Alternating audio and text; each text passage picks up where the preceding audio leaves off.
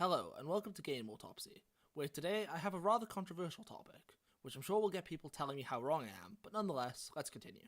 Today's topic is randomness in games, and more specifically, random generation, and how when properly implemented, it can have an even greater effect on the player than handcrafted content.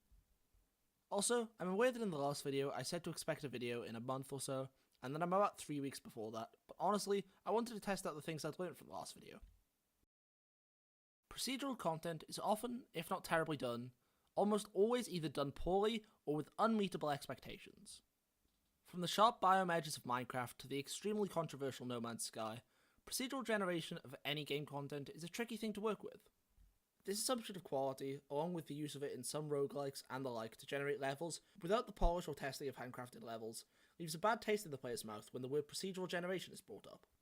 But recently, I had a weirdly profound experience with procedural generation that gave me the realization that while it may be worse than handcrafted content in a lot of situations, for certain uses and with a certain level of quality put in, random content or general randomness in games can make better and more appropriate elements for their games than any handcrafted level, world, or challenge could by its own nature as made by people with their limitations in time and creativity.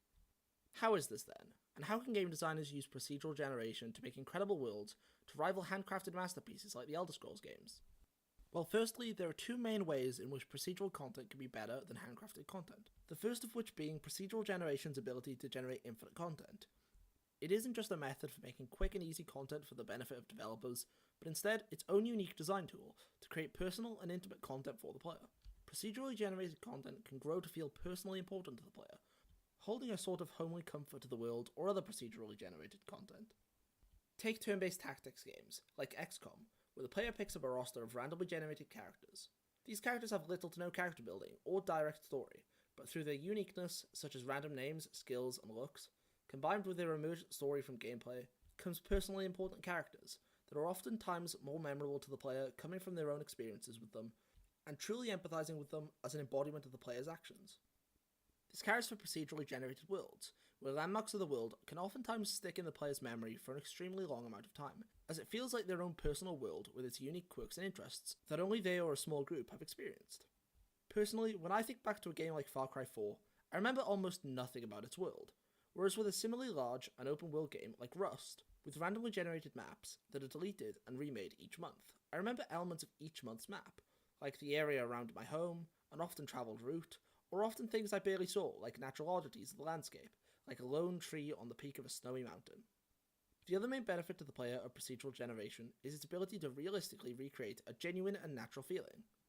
With those beautiful sights of cliffs overlooking a lush, dense forest, or the story of a team that lived through a suicide mission, not being a planned idea from a writer, but instead an anomaly of an uncaring system. If the general quality of the random generation is good enough, then the parts that stand out truly do, recreating that feeling that normally can only be gotten from life, with handcrafted content being a bit like fiction, where it's great at telling grand stories but rarely comes close to the quality or authentic feeling of natural stories and worlds. Procedurally generated content, as mentioned before, can create truly beautiful sights and worlds, replicating nature in its mundane hills but also its incredible mountains. And a game that has come leaps and bounds in the beauty of its worlds is also one of my favourite games, the previously mentioned Rust.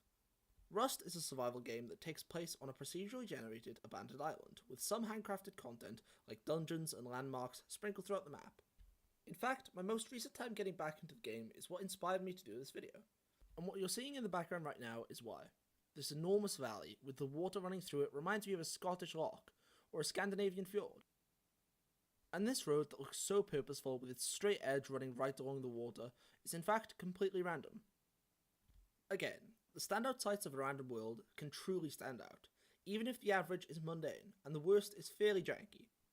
Finally, I really like this dungeon on a sort of island connected only by a short strip of mudflat, and surrounded by a river acting like its own personal moat.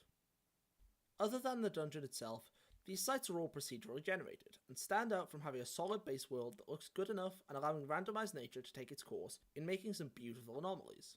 Other examples of games that can have some truly stunning procedurally generated content are No Man's Sky, especially after recent updates, with these lush forests of red and green, or this western movie like Desert.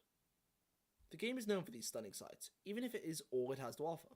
And while Minecraft is known for its particularly janky and poor quality generation, it can still create some pretty sights, like these plains and forests of green with this rather homely looking lake, or with this savannah town sitting right up against the hills.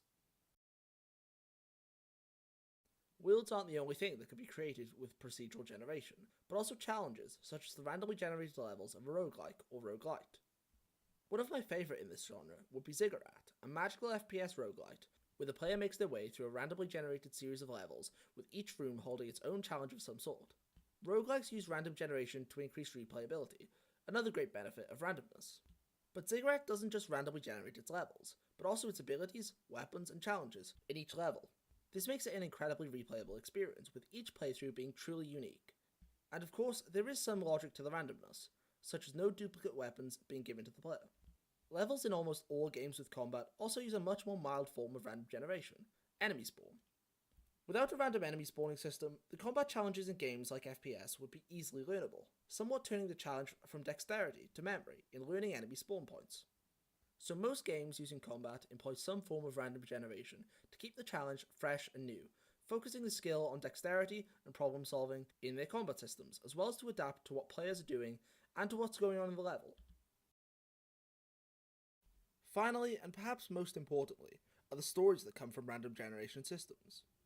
These procedural stories, played out with randomly generated characters in stories defined by gameplay events, can be truly memorable, in genres like colony management and turn-based tactics games.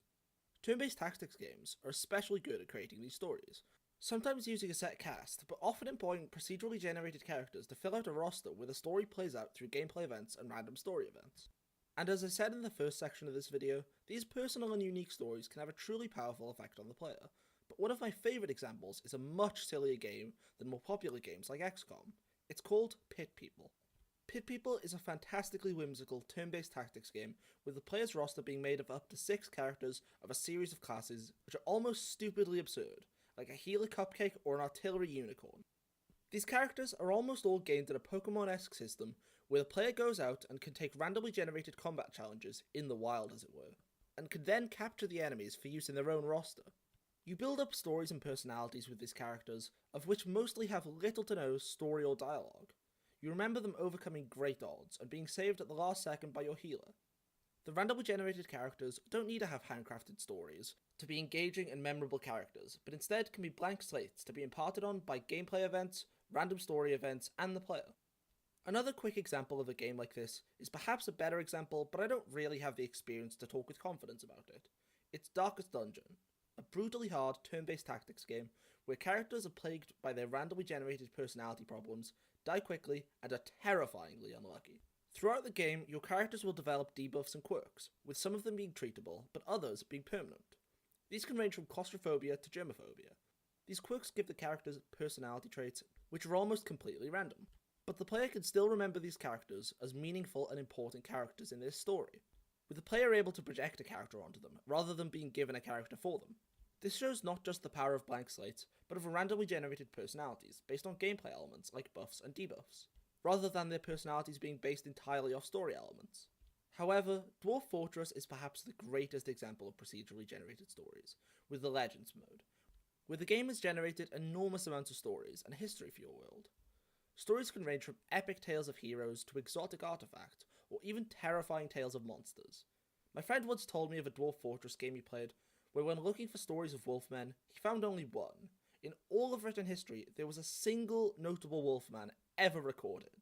These little stories, that are incredibly numerous and span back centuries, filling up the lore of all the nations, tribes, and things throughout history, are completely made up of procedurally generated story content.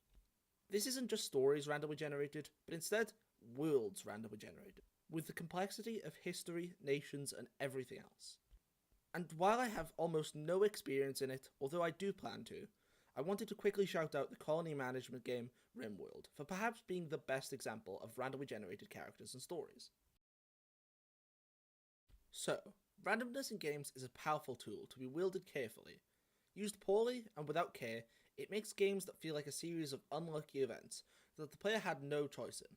A good example that I'm sure will get me a lot of hate is Blood Bowl 2, a game I enjoyed immensely, if it weren't for the incredible amount of luck the game hinged on, with seemingly few ways in the early game to combat these random rolls.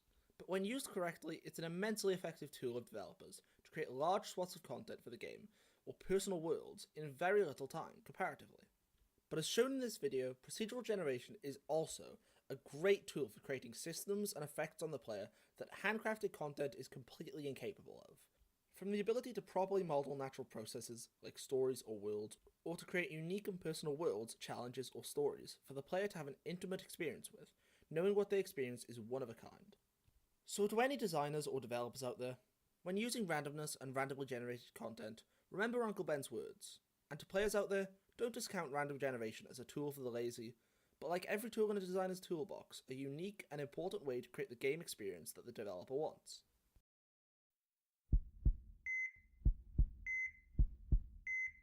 Thanks for watching. This was a relatively quick video for me, and I'll be back with a longer and more deep divey style video in a few weeks or so. If you enjoyed this video, please consider subscribing, and comment with any constructive criticism you may have, or anything really.